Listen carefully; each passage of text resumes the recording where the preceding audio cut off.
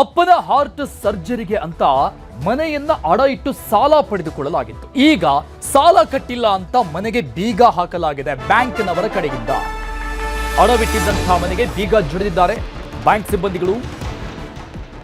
3 ತಿಂಗಳ ಕಂದ ಮತ್ತು ಬಾಣಂತಿಯನ್ನೂ ಕೂಡ ಆಚೆ ತಳ್ಳಿ ಆ ಮನೆಯನ್ನ ಸೀಸ್ ಮಾಡಿದ್ದಾರೆ. 3 ತಿಂಗಳ ಒಂದು ಕಂದಮ್ಮ ಮತ್ತು ಬಾಣಂತಿಯನ್ನು ಆಚೆ ತಳ್ಳಿ ಮನೆಯನ್ನ ಸೀಸ್ ಮಾಡಲಾಗಿದೆ. ಚಾಪೆ, ದಿಂಬು, ಬೆಡ್ಶೀಟ್ ತೆಗೆದುಕೊಳ್ಳೋಕ್ಕೂ ಕೂಡ ಬಿಟ್ಟಿಲ್ಲ, ಹಂಗೆ ಆಚೆ ತಳ್ಳಿದ್ದಾರೆ. ಪಾತ್ರೆ, ಬಟ್ಟೆ ಮುಟ್ಟೋಕ್ಕೂ ಕೂಡ ಬಿಡದೆ ಆಚೆ ಹಾಕಿದ್ದಾರೆ ಬ್ಯಾಂಕ್ ಸಿಬ್ಬಂದಿಗಳು. ಹಣ ಕಟ್ಟಿಲ್ಲ ಅಂತ ರಾತ್ರಿ ಇಡೀ ಮನೆ ಹೊರಗೆ ಕುಳಿತಿದ್ದಾವೆ. ಈ ಪುಟ್ಟ ಮಗುವಿನ ಜೊತೆಗೆ ಇಡೀ ಕುಟುಂಬ.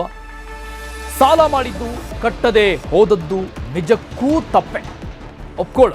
ಆದ್ರೆ ಹಸುಗೂಸು ಬಾಣಂತಿ ಆಚೆ ತಳ್ಳಿದ್ದು ಮಾತ್ರ ಎಷ್ಟು ಸರಿ? ಏನಾದರೂ ಹೆಚ್ಚು ಕಡಿಮೆ ಆದ್ರೆ ಯಾರು ಹೊಣೆ? ಎಕ್ವಿಟಾಸ್ ಸ್ಮಾಲ್ ಫೈನಾನ್ಸ್ ಕೃತ್ಯಕ್ಕೆ ಜನಾಕ್ರೋಶ ವ್ಯಕ್ತವಾಗ್ತಾ ಇದೆ.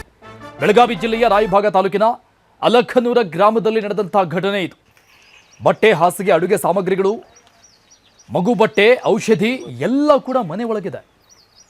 ಆದರೂ ಕೂಡ ಬಾಣಂತಿ ಸಮೇತವಾಗಿ ಮಗುವಂತ ಕೂಡ ನೋಡ್ದೇನೆ ಇಡೀ ಕುಟುಂಬವನ್ನ ಹೊರಗೆ ಹಾಕಿ ಈ ರೀತಿಯಾಗಿ ಎಕ್ವಿಟಾಸ್ ಸ್ಮಾಲ್ ಬ್ಯಾಂಕ್ ಫೈನಾನ್ಸ್ನವರು ದೌರ್ಜನ್ಯ ಮೆರೆದಿರೋದು. ರೂಲ್ಸ್ ಪ್ರಕಾರ ಮಾಡಿದ್ದಾರೆ, ಓಕೆ. ಅದರಲ್ಲೂ ಕೂಡ ಮೈಕ್ರೋ ಫೈನಾನ್ಸ್ನವರು ಕಿರುಕುಳವನ್ನು ಕೊಡಬಾರದು ಅನ್ನುವಂತಹ ಆರ್ಡರ್ ಇದೆ ಸರ್ಕಾರದಿಂದ, ಕಾನೂನಿದೆ. ಈ ಮೈಕ್ರೋ ಫೈನಾನ್ಸ್ ಕಿರುಕುಳಗಳಿಗೆ ಆದಂತಹ ಸಾವು ನೋವುಗಳು ಸಾವಿರಾರು ಇತ್ತೀಚೆಗೆ. ಅದಾದ್ಮೇಲೆ ಸ್ವಲ್ಪ ಮಟ್ಟಿಗೆ ತಣ್ಣಗಾಗಿತ್ತು ಅಂತ ಅಂದ್ಕೊಂಡಿದ್ವಿ, ಮತ್ತೆ ಈಗ ಮುಂದುವರಿತಾ ಇದೆ ಇವರ ಆಟಾಟೋಪ.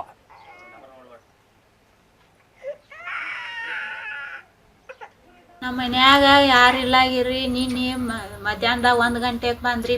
ಚಿಕ್ಕೋಡಿ ಬ್ಯಾಂಕಿನವ್ರಿ ಬಾಗ್ಲ ಹಿಕ್ಕ್ಯಾರ, ಕೀಲಿ ಹಾಕಿ ಹೋಗ್ಯಾರ. ನಾವು ಅಟ್ಟ ಹೆಣ್ಮಕ್ಳು ಇದ್ದೀವ್ರಿ. ನಮ್ಮ ಡಿಲಿವರಿ ಆಗಿ 3 ತಿಂಗಳು ಆತ್ರಿ. ನಮ್ಮ ತಂಗಿ ಡಿಲಿವರಿ ಆಗಿ 5 ತಿಂಗಳು ಆತ್ರಿ. ನಮ್ಮ ಸಣ್ಣ ಕೂಸ್ಗಳಿದ್ದು ರೀ. ನಮ್ಮ ಉರಿ ತಂಡಿ ಬಂದಾವ್ರಿ. ಒಂದು ಹುಡುಗನ ಅಡ್ಮಿಟ್ ಮಾಡಕ್ಕೆ ಹೋದಾರ ರಾತ್ರಿ 1 ಗಂಟೆಗೆ ರೀ.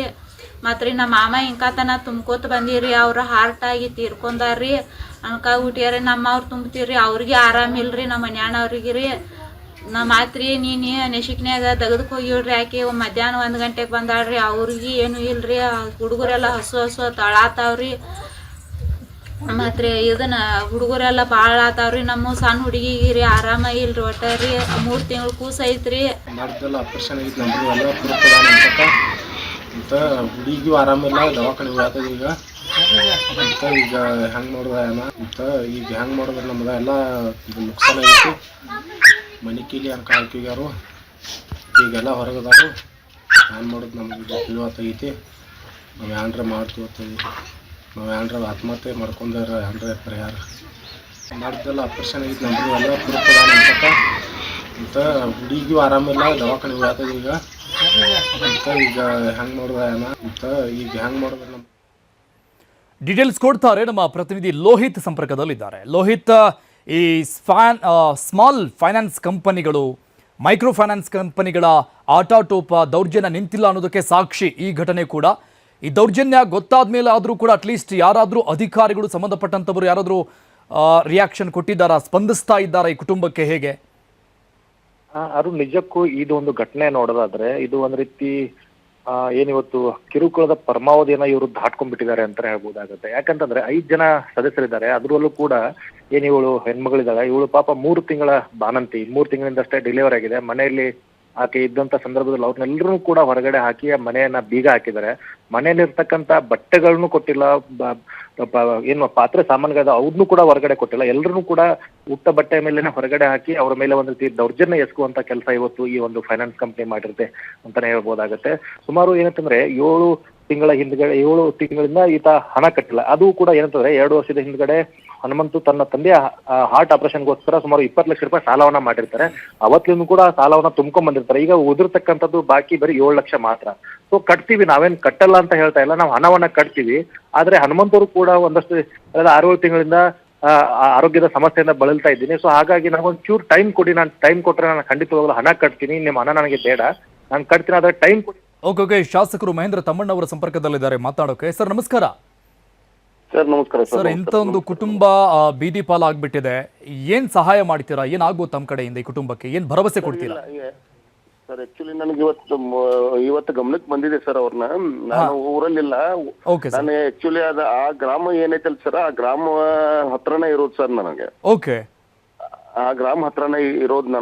ನಾನು ಕರೆಸ್ತೀನಿ ಇವತ್ತು ಈವ್ನಿಂಗ್ ಅನ್ಕೊಡದೆ ಕರೆಸಿ ಅದು ಏನೈತೆ ಅನ್ನೋದು ನಾನು ಸಾರ್ಟ್ ಮಾಡ್ತೀನಿ ತಗೊಳ್ಳಿ ಸರ್. ಅಂದ್ರೆ ಇದು ನೋಡಕ್ ಆಗ್ತಿಲ್ಲ ಸರ್, ಅಂತ ಪರಿಸ್ಥಿತಿಯಲ್ಲಿ ಇದೆ ಪಾಪ ಫ್ಯಾಮಿಲಿ. 2 ಹಸುಗೂಸುಗಳು 2-3 ತಿಂಗಳದ್ವು, ಅದನ್ನು ನೋಡ್ಲಾರ್ದಂಗೆ ಈ ರೀತಿ ದೌರ್ಜನ್ಯ ಮಾಡ್ತಾರಂದ್ರೆ ಇದನ್ನ ಸಹಿಸೋಕ್ ಆಗಲ್ಲ ಸರ್ ಇದು. ಇಲ್ಲ ಇವತ್ತು ನಾನು ಅದನ್ನ ಅವ್ರ ಫ್ಯಾಮಿಲಿ ಎಲ್ಲ ಕರೆಸ್ತೀನಿ ಸರ್. ಇವತ್ತು ಸಾಯಂಕಾಲ ಕರೆಸ್ತೀನಿ. ನಾನು ಊರಲ್ಲಿಲ್ಲ, ನಾನು ಈಗ ಊರಿಗೆ ಹೋಗ್ತಾ ಇದ್ದೀನಿ. ಊರಿಗೆ ಹೋದ ನಂತರ ನೆಕ್ಸ್ಟ್ ಅದನ್ನ ಅವ್ರು ಕರೆಸಿ ಮಾತಾಡೋದ್ಮೇಲೆ ಏನೈತೆ ಅನ್ನೋದಕ್ಕೆ ನಾನು ಇದು ಮಾಡ್ತೀನಿ ತಗೊಳ್ಳಿ ಸರ್. ಕ್ಲಿಯರ್ ಮಾಡ್ತೀನಿ.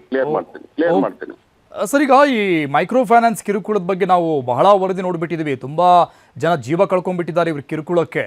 ಎಲ್ಲೋ ಒಂದ್ ಕಡೆ ಸರ್ಕಾರ ಕೂಡ ಇವರಿಗೆ ಅಂಕುಶ ಹಾಕೋಕ್ ಮುಂದಾಗಿತ್ತು, ಬಟ್ ಮತ್ತೆ ಇದು ಜಿಲ್ಲೆಯಲ್ಲಿ ಆಗ್ತಾ ಇದೆಯಾ ಅಂತ ಅಲ್ಲಿ. ಇಲ್ಲ ಏನ್ ಮಾಡಕ್ಕಾಗತ್ತೆ ಹೇಳಿ ಸರ್. ಅವ್ರಿಗೆ ಬೇಕಾದಾಗ ಲೋನ್ ತಗೊಂಡಿರ್ತಾರೆ, ಅದು ಅವ್ರಿಗೆ ಫೈನಾನ್ಸ್ ಅವರು ದುಡ್ಡು ಕಟ್ಲಿಲ್ಲ ಅಂತಂದ್ರೆ ಏನೇನೋ ಇರ್ತಾವೆ. ನನಗೆ ಸಂಬಂಧಪಟ್ಟಂಗೆ, ನನ್ನ ಕ್ಷೇತ್ರಕ್ಕೆ ಸಂಬಂಧಪಟ್ಟಂಗೆ ನಾನು ಇವತ್ತು ಕರೆಸಿ ಮುಗಿಸ್ಬಿಟ್ಟು ಬಗೆಹರಿಸ್ತೀನಿ ತೋಲ್ ಸರ್, ಬಗೆಹರಿಸ್ತೀನಿ. Okay sir, okay, thank you sir ನೀವು ಸರ್ ಜೊತೆ ಮಾತನಾಡಿದ್ದಕ್ಕೆ.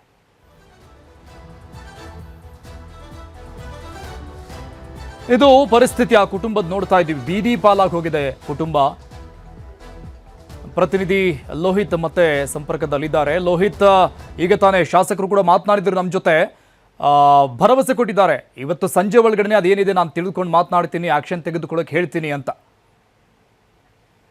ಖಂಡಿತವಾಗ್ಲೂ ಅರುಣ್, ಏನಂತಂದ್ರೆ ಈಗ ನಾವು ಹೇಳ್ತಾ ಇದ್ವಿ, ಈತ ಏನಂತಂದ್ರೆ ತೆಗೆದುಕೊಂಡಿರ್ತಕ್ಕಂಥದ್ದು 20 ಲಕ್ಷ. ಈಗಾಗಲೇ ಅವನು ಹಣವನ್ನ ಕಟ್ಟಿಲ್ಲ ಅಂತಲ್ಲ, ಬಾಕಿ ಉಳಿದಿರ್ತಕ್ಕಂಥದ್ದು ಬರೀ 7 ಲಕ್ಷ. ಸೊ 7 ಲಕ್ಷ ಹಣ ಕೊಟ್ಟೋದಕ್ಕೆ ಇವರು ಟೈಮ್ ಕೊಡ್ತಾ ಇಲ್ಲ. ಸೊ ಅಷ್ಟರ ಮಟ್ಟಿಗೆ ಈ ರೀತಿ ಇವರು ದೌರ್ಜನ್ಯವನ್ನು ಎಸಗ್ತಾ ಇದ್ದಾರೆ.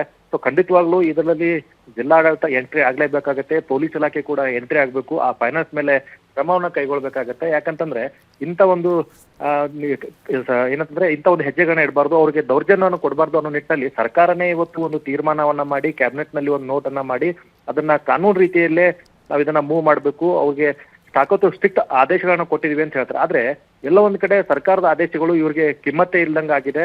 ಒಂದ್ ರೀತಿ ಇವರು ಸರ್ಕಾರದ ಆದೇಶಕ್ಕೆ ಕೌಡೆ ಕಾಸಿನ ಕಿಮ್ಮತ್ತು ಕೊಡ್ತಾ ಇಲ್ಲ ಅನ್ನೋದಕ್ಕೆ ಈ ಒಂದು ಘಟನೆ ಸ್ಪಷ್ಟ ಉದಾಹರಣೆ. ಸೊ ನೋಡೋಣ, ಈಗಲೂ ಕೂಡ ಶಾಸಕರು ಹೇಳಿದ್ದಾರೆ, ನಾವು ಕರೆದು ಅವ್ರನ್ನ ಮಾತಾಡಿಸ್ತೀನಿ ಅನ್ನುವಂತ ಮಾತನ್ನ ಹೇಳಿದ್ದಾರೆ. ಸೊ ನಾವು ಕೂಡ ಶಾಸಕರನ್ನ ಸಂಪರ್ಕ ಮಾಡಿದಂತ ಸಂದರ್ಭದಲ್ಲಿ ಅವ್ರು ಹೇಳಿರ್ತಕ್ಕಂಥದ್ದು ಖಂಡಿತವಾಗ್ಲೂ ಕುಟುಂಬದ ಪರಿಸ್ಥಿತಿ ಸರಿ ಇಲ್ಲ, ಆ ಮಗು ಇದೆ, ಆ ಮಗು ಹೆಣ್ಮಗಳಿದ್ದಾಳೆ. ಸೊ ಖಂಡಿತವಾಗ್ಲೂ ನಾನು ಕುಟುಂಬದ ನೆರವಿಗೆ ನಿಲ್ತೀನಿ ಅನ್ನುವಂತ ಮಾತನ್ನ ಹೇಳಿದ್ದಾರೆ. ಸೊ ನ್ಯೂಸ್ 18 ಇದರ ಮೂಲಕ ಅವ್ರನ್ನ ಫಾಲೋ ಅಪ್ ಕೂಡ ಮಾಡಿಸುವಂತ ಕೆಲಸವನ್ನು ಕೂಡ ನಾವು ಮಾಡ್ತೀವಿ ಅರುಣ್. ಓಕೆ, ಇದು ರೂಲ್ಸ್ ಪ್ರಕಾರವಾಗಿ ಇವರು ಸೀಸ್ ಮಾಡ್ದಂಗೆ ಕಾಣಿಸ್ತಾ ಇಲ್ಲ ಲೋಹಿತ್.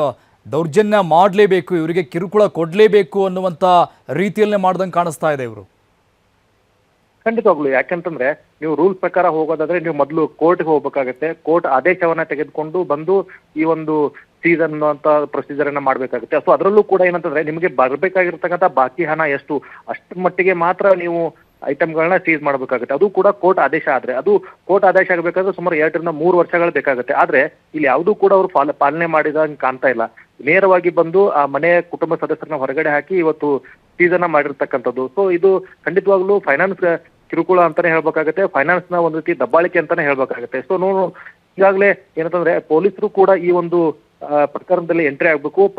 ಅವರು ಪೊಲೀಸರು ಅಲ್ಲಿ ಭೇಟಿಯನ್ನ ಕೊಟ್ಟು ಕುಲಂಕುಷವಾಗಿ ತನಿಖೆಯನ್ನ ಮಾಡಿದ್ರೆ ಆ ಫೈನಾನ್ಸ್ ಮೇಲೆ ಇವರು ಪೊಲೀಸ್ ಜಿಲ್ಲಾಡಳಿತ ಕ್ರಮವನ್ನ ಕೈಗೊಳ್ಳುವಂತ ಪರಿಸ್ಥಿತಿ ನಿರ್ಮಾಣ ಆಗ್ಲೇಬೇಕಾಗತ್ತೆ. ಸೊ ಈ ನಿಟ್ಟಿನಲ್ಲಿ ನಾವು ಕೂಡ ಅದನ್ನ ಫಾಲೋ ಅಪ್ ಮಾಡ್ತಿದ್ದೇವೆ. Thank you Lohith ಡೀಟೇಲ್ಸ್ಗೆ.